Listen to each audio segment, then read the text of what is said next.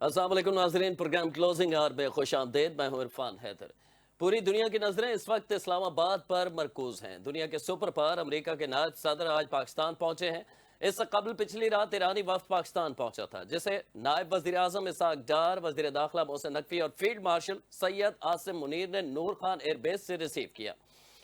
40 साल बाद अमेरिका और ईरान के दरमियान आला सतह के मुज़ाकरात का सिलसिला जारी है। फरीकैन के दरमियान मुज़ाकरात का एक दौर मुकम्मल हो गया है। जिन शराइत पर अमेरिका और ईरान दोनों ने इत्तेफाक कर लिया है, इन शराइत को अब टेबल से हटा दिया गया है ताकि बेस पर बोझ हल्का किया जा सके।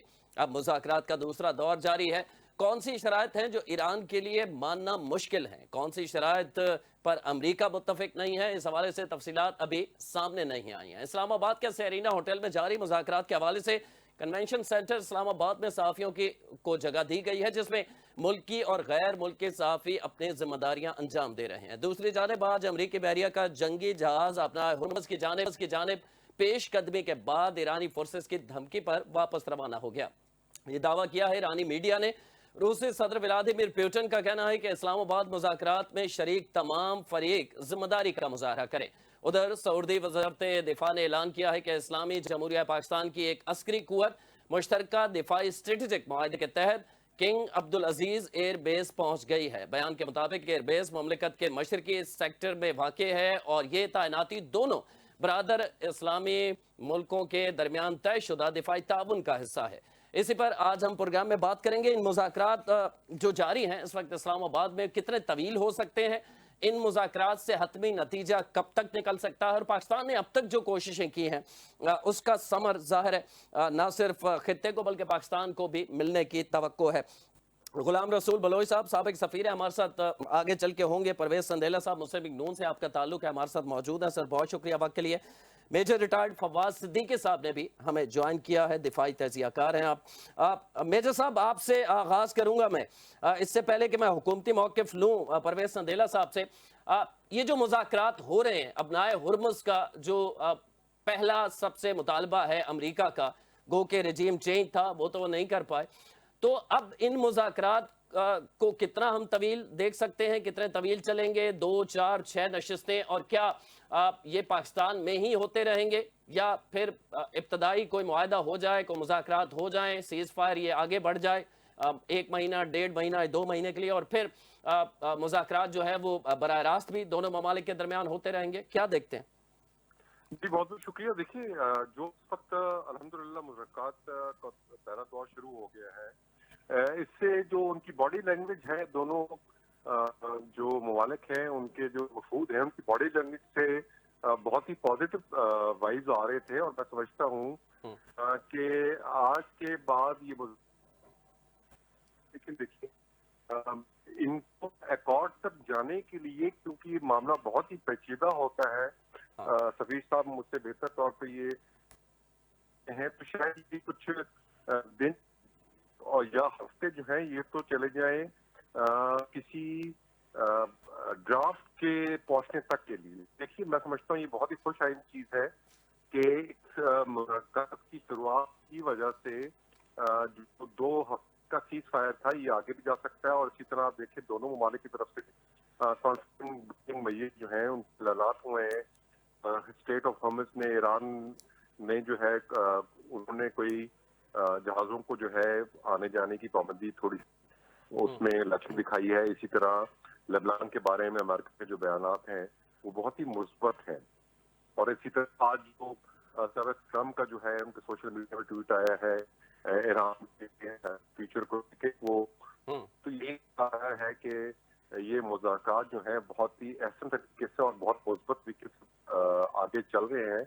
मैं कि आने वाले दिन में ये मुज़ाकरात जो है किसी नहज पर पहुंच जाएंगे कि कोई ऐलान जो है वो ड्राफ्ट की सूरत में आए। और तीसरी चीज, चूंकि शुरुआत इस्लामाबाद से ही हुई है, तो मैं नहीं देखता कि इस्लामाबाद के अलावा जो है किसी और जगह पे ये मुज़ाकरात जो है ये तब्दील होने हों।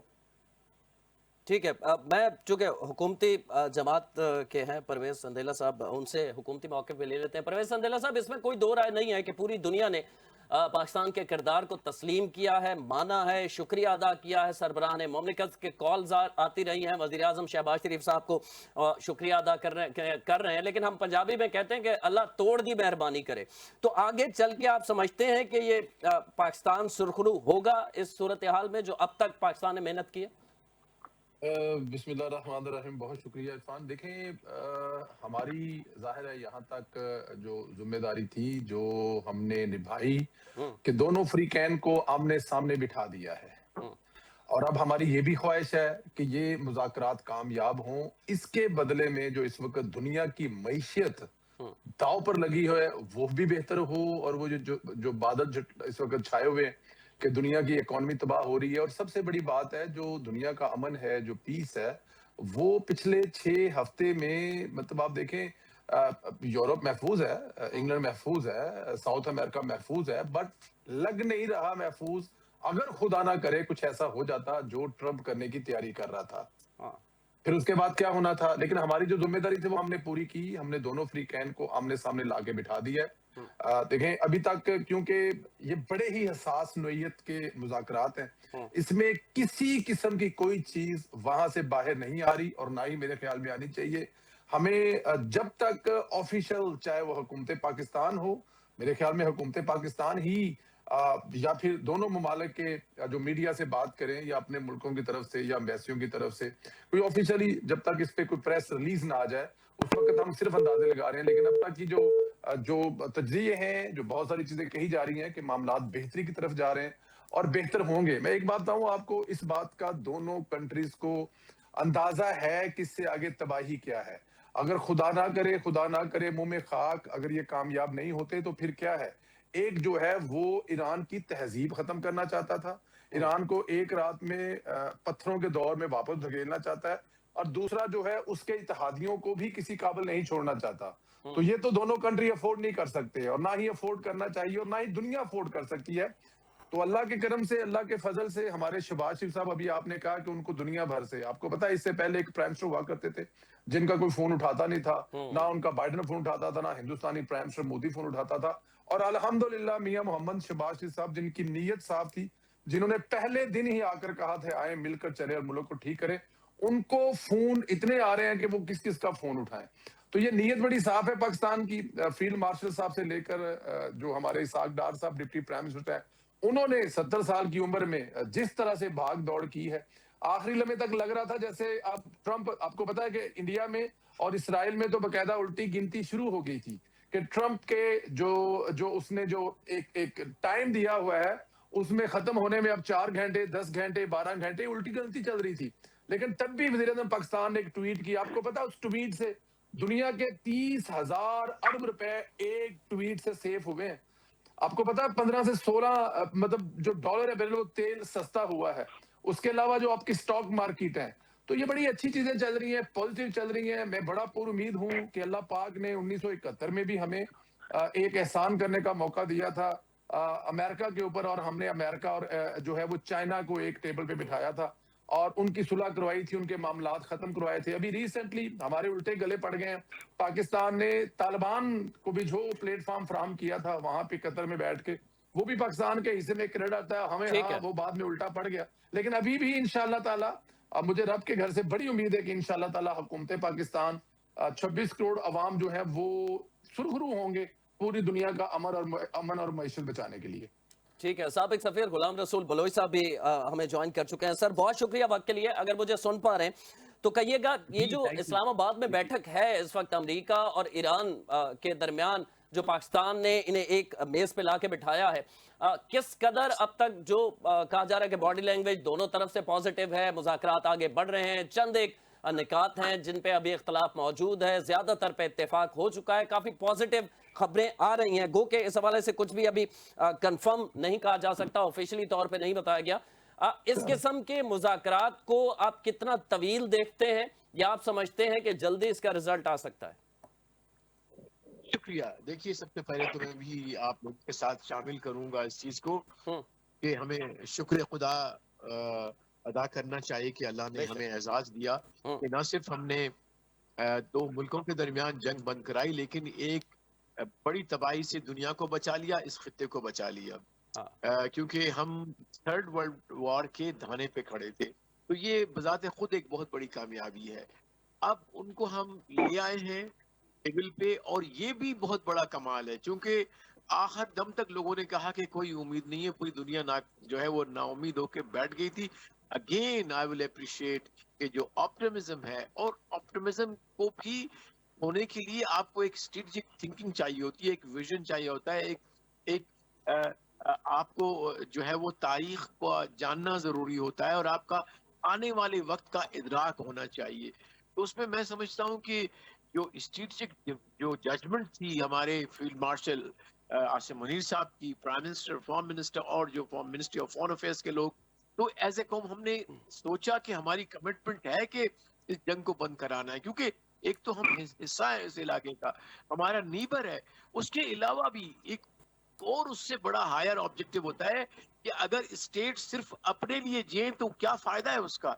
स्टेट वो होती है जो कि दुनिया में इंसानियत की रिस्पॉन्सिबिलिटी ले, अखलाकियात की रिस्पॉन्सिबिलिटी ले, और इन्हीं issues of war and piece के अच्छी हुकूमतें, अच्छी स्टेट्स और खराब स्टेट में फर्क होता है। यहाँ पे जैसे ही देखिए जिस किस्म की खूनरेजी हुई है वहां पे ईरान में, कि 164 बच्चियां एक स्कूल की, उन्होंने जो है टॉम वो जो था उनका बड़ा एक क्रूज मिसाइल लगा के एक भी नहीं 3 मारे थे उसको जालिमों ने। खामोशी, एक मुल्क है बदतरीन ईस्ट, हमारे ईस्ट में, जिसकी जुबान से कुछ नहीं निकला कि ये खून ना बहाए। तो ये होती है एब्डिकेशन ऑफ रिस्पॉन्सिबिलिटी, अपनी जवाबदारी as a actor in the army. उससे उससे ये हुआ कि वो इरेलेवेंट हो गए, और पाकिस्तान जबकि उसूलों पे खड़ा रहा, अपनी इंसानियत पे खड़ा रहा, और अपने भाइयों के साथ खड़ा, लेकिन साथ साथ प्रैग्मेटिज्म के साथ। उसको पता है, हमें पता था कि ये लड़ाई में कुछ भी नहीं मिलना, दोनों का नुकसान हो रहा है, और यही चीज हमारी लीडरशिप ने बताई दोनों को कि आपको जो रास्ता हम देना चाह रहे हैं वो अमन का रास्ता है, जिससे आपके वो ऑब्जेक्टिव बगैर खून बहाए भी आप हासिल कर सकते हैं। And that is what is the effort. और लोग इन दोनों को बिठा के हम वो नैरो डिफरेंसेस हो रहे हैं, उनको बताया जा रहा है कि what is attainable, what is not attainable, क्योंकि जो वॉरिंग होती है पार्टीज वो हमेशा अपनी मैक्सिमम पोजीशंस लाती हैं। तो फिर उसके बाद ये डिप्लोमेटिक स्किल्स होते हैं जिससे आप नैरो करते हैं उनके डिफरेंसेस, लेकिन उसके लिए भी उन पार्टीज को आप पे एतमाद होना चाहिए। एतमाद कब आएगा? जब आपका reputation as a credible party होगा, एज ए क्रेडिबल और कैपेबल, दोनों चीजें होनी चाहिए। सिर्फ नहीं क्रेडिबल या एक चीज नहीं, दोनों में आप में वो सलाहियत हो कि आप दूसरे से बात कर सकें और आप समझ सकें उसकी बात को, और फिर उसको कन्वे करें और बताएं ऑप्शन।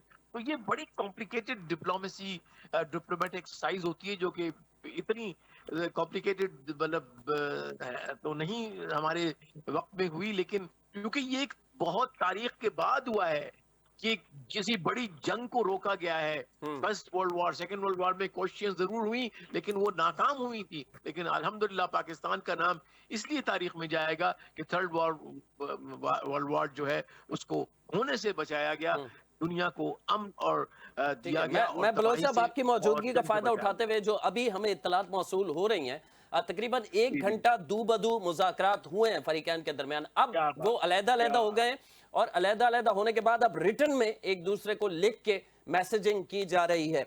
तो आप समझते हैं कि किसी हद तक इत्तेफाक हो गया होगा जो मेन इश्यूज हैं उनके ऊपर, या इसको कितना वक्त चाहिए होगा? मैं ये जानना चाह रहा हूं, क्योंकि ये जिस तरह आप कह रहे हैं वर्ल्ड वॉर को रुकवाया है, कोई छोटा मोटा इशू नहीं था। एक तरफ सुपर पावर है, उसके साथ इजराइल भी मिल गया है, फिर वो एक ऐसे मुल्क पे मुसलसल हमला कर रहे हैं जिसपे पिछले 50 साल से कोई आपस में राब्ता भी नहीं था, सिफारतकारी भी नहीं थी ईरान के साथ। तो किस तरह मुमकिन है कि दोनों फरीक एग्री कर जाएं और कितना टाइम लेंगे? जाहिर है अगर दोनों एग्री कर जाते हैं तो फिर अपने मुल्कों में जाएंगे, फिर एग्री करना इतना आसान नहीं होगा। देखिए, पहली बात तो मेरा कमेंट ये होगा कि पाकिस्तान अमन का ब्रिज और अमन का दरवाजा बना है। 1971 में, 72 में चाइना और अमेरिका का, और अभी अमेरिका और ईरान का, और इन दोनों डेलीगेशन का 50 साल के बाद इकट्ठा बैठना बजाते खुद एक बहुत बड़ी डिप्लोमेटिक कामयाबी है हमारी। एक तो ये, अब जो प्रोसेस है उसके मुतालिक मैं आपको भी बात करना चाहूंगा और अब बाकी अपनी नाजरीन को भी थोड़ा सा, क्योंकि जो फॉग ऑफ वॉर होती है, फॉग ऑफ जो इवेंट्स होती है, उसमें बहुत सारी चीजें छुप जाती हैं। तो ये जो कुछ इस्लामाबाद में हो रहा है वो एक प्रोसेस का हिस्सा है, एक इवेंट नहीं है, वन टाइम इवेंट नहीं कि जी हो गया भूल गए, या तो हाँ है या तो ना है, नहीं, ऐसा कभी नहीं होता। This is a process which might take even months. तो अच्छा। लेकिन एक बहुत बड़ा लैंडमार्क जो है वो, या माइलस्टोन जो है वो क्लियर हो गया। नंबर वन, दोनों ने एग्री किया कि यस, जंग हमारे लिए दुरुस्त नहीं है, नंबर वन। नंबर टू, वो बर्फ पिघली, एक दूसरे के साथ बातचीत की, उनको तो पता भी नहीं कि how do they look like, how they sound to each other.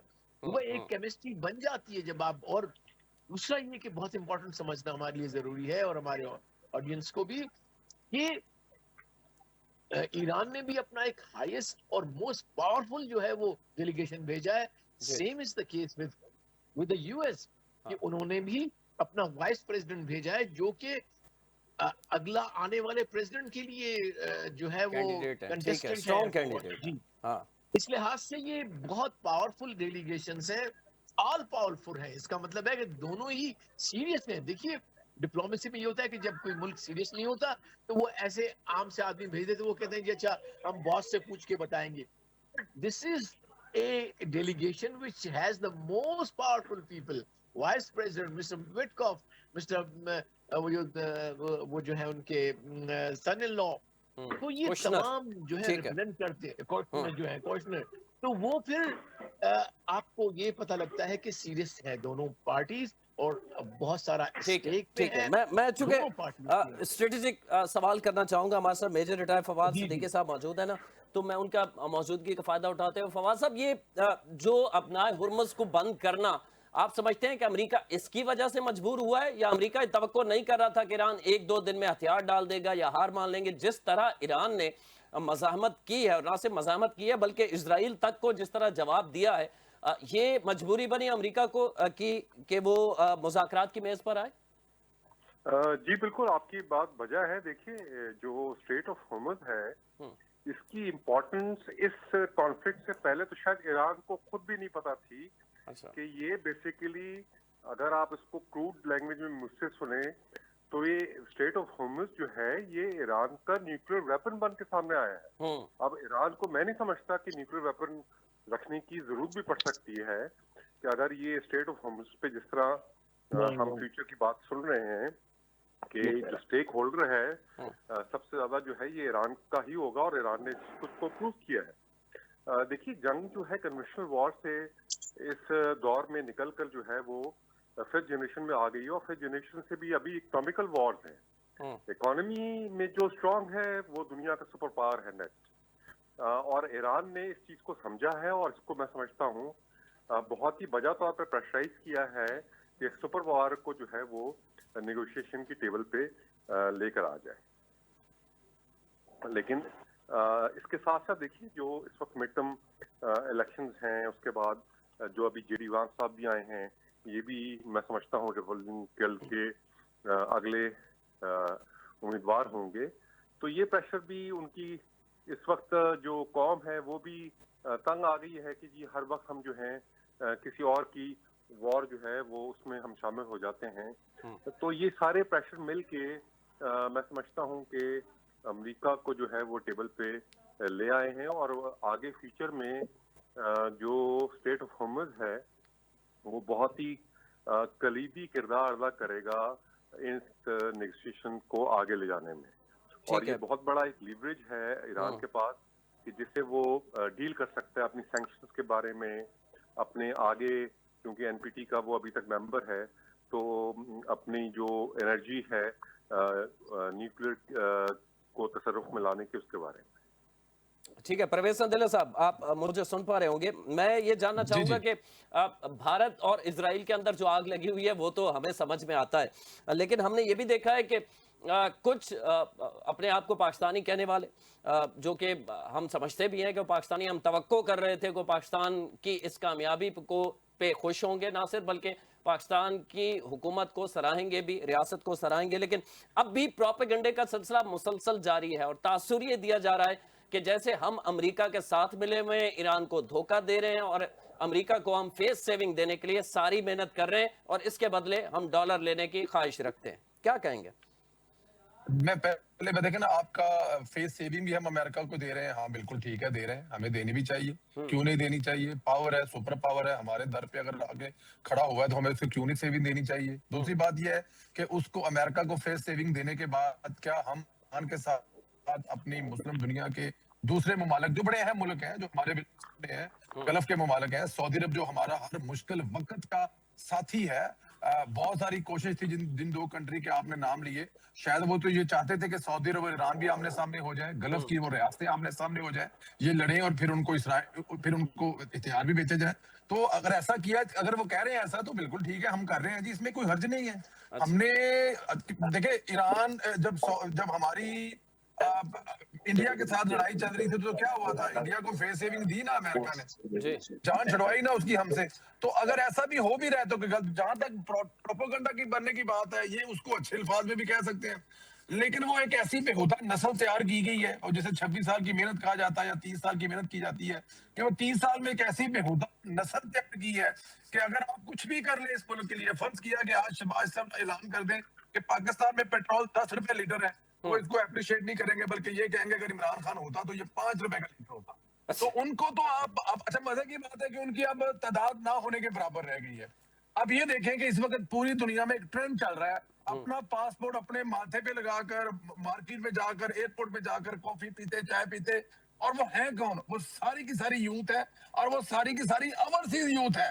اندازہ کریں کل تک جس اوورسیز کی یوتھ کو کہا جاتا تھا جناب کہ وہ ایک وہ جو کپتان کی طرف سوچتے ہیں، لیکن اب تو ایسا نہیں ہو پا رہا. اس کی ریزن یہ ہے کہ آپ کے حکمران ڈیلیور کر رہے ہیں، آپ کو دنیا میں ایک پہچان دے رہی ہے. میں اس وقت ٹریول پہ ہوں، پرتگال میں ہوں، یہاں سے کچھ 4 گھنٹے کی دور ہم ڈرائیو کر کے گئے، ایک ہوٹل میں ہم بیٹھ کے کافی پی رہے تھے، وہاں پر پرتگالی زبان میں لینگویج باپ بھی اسلام کی خبریں آ رہی تھی. تو یہ وہ کامیابی ہے جو اس وقت موجودہ حکومت نے دی ہے. اس سے پہلے 1971 میں ہم یہ کر چکے ہیں، اس سے پہلے ہم قطر میں طالبان کے لیے یہ کر چکے ہیں.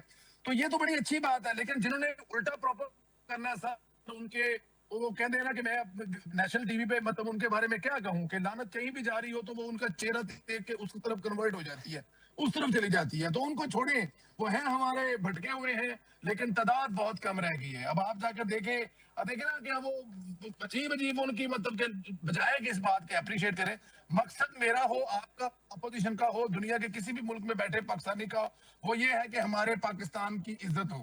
گرین پاسپورٹ کو عزت دینے کا وعدہ کس نے کیا تھا؟ لوگوں کو لارا کس نے لگایا تھا؟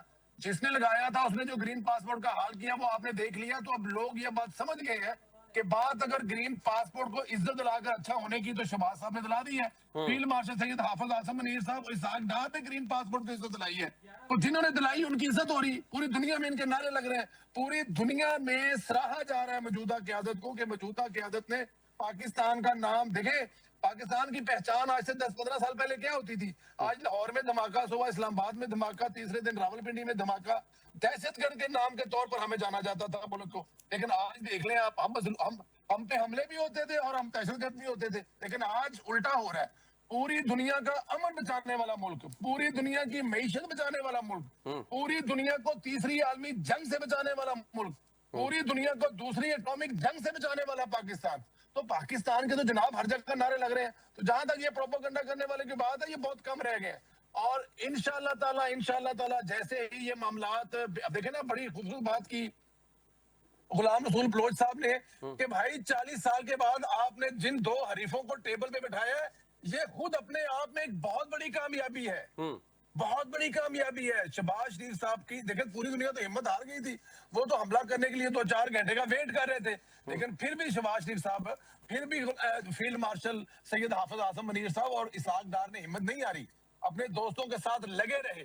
ٹویٹ کیے سمجھایا کہ جان دیں یار کون سی لڑائی کون سی آپ تہذیب ختم کریں گے وہ آپ کے لئے پالک کو ختم کر دے گا جو یہاں سے 6 ہفتے سے مسلسل جنگ لڑ رہا ہے آپ خواب لے کر آئے تھے 2 دن میں ایران کو فتح کر لیں گے وہ 6 ہفتے میں آپ سے فتح نہیں ہوا تو اگلے 6 مہینے میں بھی فتح نہیں ہوگا اور یہ بات سمجھ آئی ان کو کہ ہم کہاں پھنس گئے ہیں کس کے آگے پھنس گئے ہیں اور وہ آگے مذاکرات کر رہے ہیں اور انشاءاللہ تعالیٰ اس مذاکرات کا رزلٹ ویری پوزیٹو نکلے گا یہ 1 دن میں نکلے 2 دن میں نکلے 10 دن میں نکلے اینی مور لڑائی افورڈ نہیں ہے یہ دونوں قومیں جانتی ہیں اور اس کا رزلٹ انشاءاللہ بڑا اچھا نکلے گا چلے امید کرتے ہیں کہ رزلٹ اچھا نکلے بلوچ صاحب سے میں جاننا چاہوں گا یہ رزلٹ اچھا نکل گیا جنگ ختم ہو گئی اور اللہ کرے کہ ایران کے اوپر سے جو پابندیاں ہیں پچھلے 46 سال سے وہ بھی ختم ہو جائیں تو بلوچ صاحب یہ ممکن ہے کہ پھر ہم ایران سے جو ہماری گیس پائپ لائن ادھوری ہے اسے کنٹینیو کریں ہم پیٹرول ایران سے لے سکیں اس ساری محنت کے نتیجے میں ہم اپنی معیشت دنیا کی معیشت کو تو ہم نے بچا لیا اپنی معیشت کیسے بہتر کر سکتے ہیں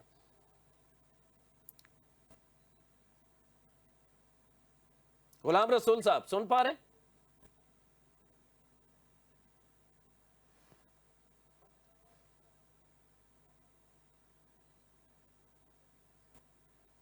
غلام رسول صاحب آپ کی آواز نہیں آ رہی اگر آپ مجھے سن پا رہے ہیں تو میرا سوال یہ ہے کہ معاشی طور پر پاکستان کو بینیفٹس کیسے مل سکتے ہیں یہ جنگ ختم کروانے کے بعد